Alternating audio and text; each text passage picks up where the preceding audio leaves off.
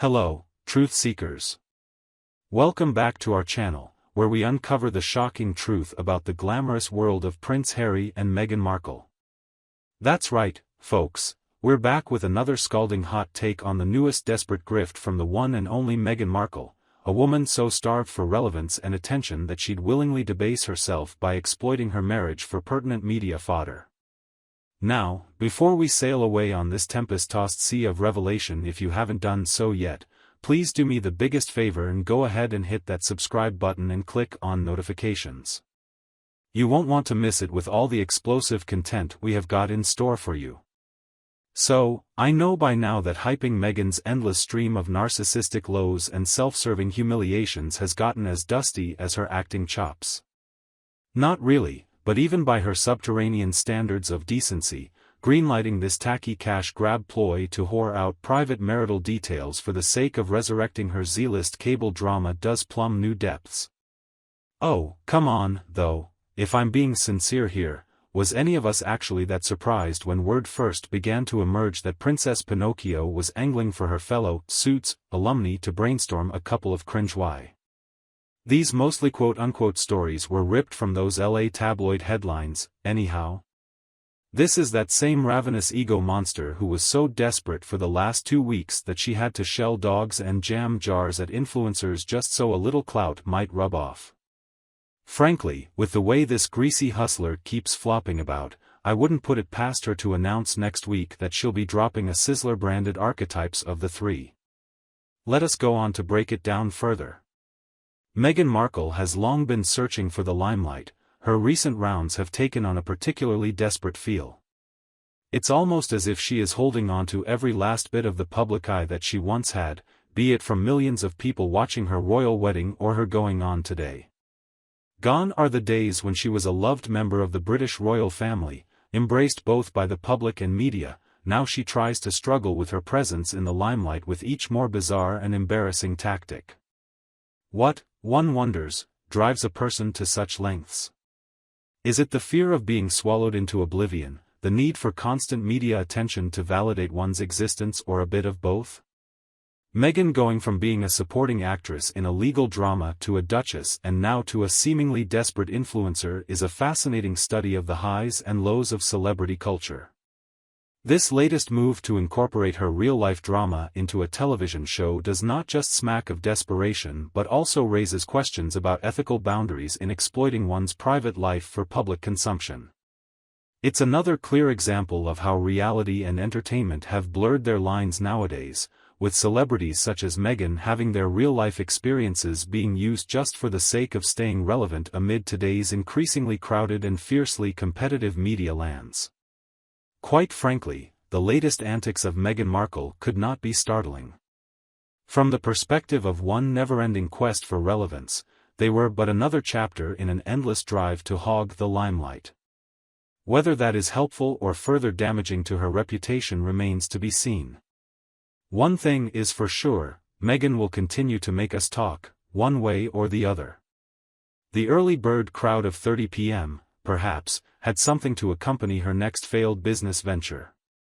Not even the dankest corners of daytime TV will go unexploited in her relentless quest for relevance and renewments. But back to this latest tawdry debacle of the Duchess agreeing to put her marriage on the writer's room chopping block for a few extra seconds of airtime. Let's start with some teaser details from one of her former co-stars and her on-screen baby daddy, Patrick J. Adams. Proclaiming proudly on the Globe's red carpet that if the call came in to suit up again, he'd be ready to go full hosebrow pimp mode and drag the Sussex royals through the melodrama mulcher once more. "She's pretty popular right now," he quipped with a devilish grin, dropping not-so-subtle hints that paint a possible Mike and Rachel in Seattle storyline. This arc would give the writers free rein to dunk on Meghan's tattered reputation and sham royal departure for maximum cringe value. It's shameless and undignified to the point of self-parody. How the cruel irony is that this is an actress who, not very long ago, used to routinely and revoltingly shame actresses for putting clickbait about their personal lives above feminism and dignity. That's it, her few remaining stands were logging off this weekend rather than even trying to justify this latest bout of hypocrisy. The potential storyline is a gold mine for all those viewers who long for scandal and drama. Just imagine, the Duchess of Sussex, once a bright, shining member of the British royal family, now entwined in the fantasy turmoil of a soap opera mimicking her chaotic life. The show's writers would use every detail one expects about her real-life controversies to make the turn of events as dramatic as possible. For his part, Patrick J. Adams didn't make matters any better with his cheeky yet insinuating comments. His eagerness to get back on the Suits set and act out a plotline so squarely using Meghan's real life as fodder doesn't leave much to the imagination. Of course, showbiz thrives on scandal, and what would be better than a plotline that calls into question reality itself? This, for Meghan, is likely to be taken as a final desperate bid at relevance. The very epitome of modernity and grace within the royal household, Meghan's exit from the monarchy was not an easy one, as it was linked to a lot of public scrutiny and criticism.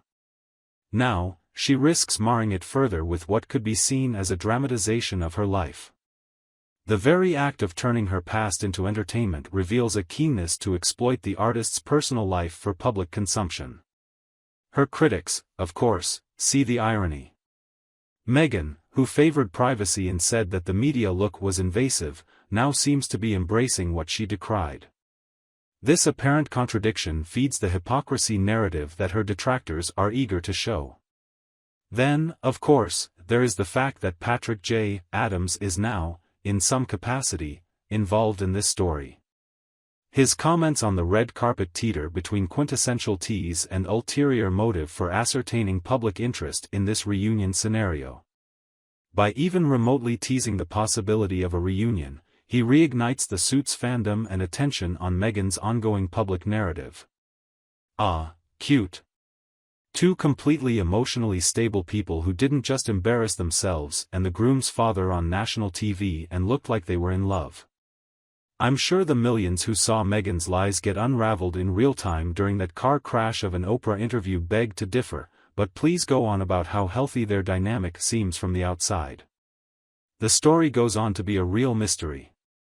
It is as though the public and media figures are within this whirl of spectacle, where everything that has to do with royalty, especially Harry and Meghan, is somehow to do with the epitome of relevance. The couple is now watched in every act, every whispered word, quite often, met with polarized opinions to keep the media mill churning.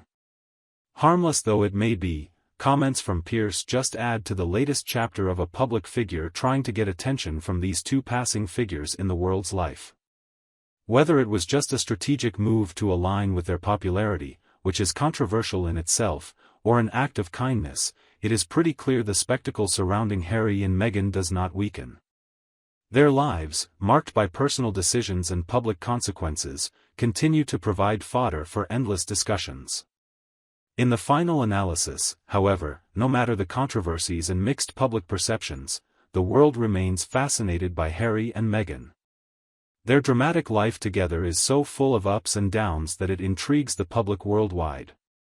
Now, they are in the limelight, and everything they do or say serves as grist for the mill of a world public hungry for the next episode in this real-life soap opera. And, of course, no suspiciously flattering interview from a former co-star would be complete without at least some insincere praise for how hard the Duchess worked during her measly 7-year stint as a cable actress. This was well reflected in the cloying follow-up by Piers on their fond memories of working together. That's right, because moderate success on a low-rated USA procedural is just the thing to light a fire under those lazybones, isn't it? Right up there with actual milestone careers, indeed. Even Tatiana Minalzena is embarrassed by that comparison. Yet, of course, the most excruciating hallucination across the entire saga is that anyone, the public, Hollywood, or even Meghan's former work colleagues, wants to see more deeply into the marriage of the royal sham and the irredeemably broken rift within the firm. Wendell's comments about how Suits immediately became a hot property once again were almost evidence that this was all a charade, an uncomfortably flimsy defense mechanism for a has-been star. The idea that anyone other than a few fanatics and hate-watchers would show any interest in the thin fiction of Meghan as a royal escapee and victim afterward is so hilariously ridiculous as to beggar belief. This is the same walking PR hazard who spent the better part of 2 years being savagely mocked by some of the most iconic satirists on the entire planet throughout 2023. From the South Park massacre to the Oscar night roast by Jimmy Kimmel and Her Majesty Queen Royla Davis, the notion that anyone would willingly subject themselves to more of the same malodorous horse crap that broke Hollywood's tolerance over a year ago is absurd. Look back at her past work, a fairly popular yet boring part on Suits, a program that has never really broken into the popular consciousness in any meaningful way. When the Duchess tried to use this as a platform for her story about royal life, she was met with skepticism and often outright ridicule. Moreover, the oversaturation of her and her husband's attempts to remain relevant through media appearances, interviews, and now potential dramatizations has only further alienated the public. Their initial foray into the media post-royalty might have sparked some interest, but the continued barrage of perceived grievances and victimhood has grown tiresome for many. The constant need to highlight every slight, real or imagined, has worn thin. Audiences today crave authenticity and a sense of genuineness, qualities that many feel are sorely lacking in the Duchess's public persona. The relentless PR campaigns and attempts to garner sympathy often come across as disingenuous, only serving to further erode any goodwill that might have been left. In conclusion, while the Duchess's supporters might continue to laud her efforts and celebrate her narrative, the broader public's interest has clearly waned.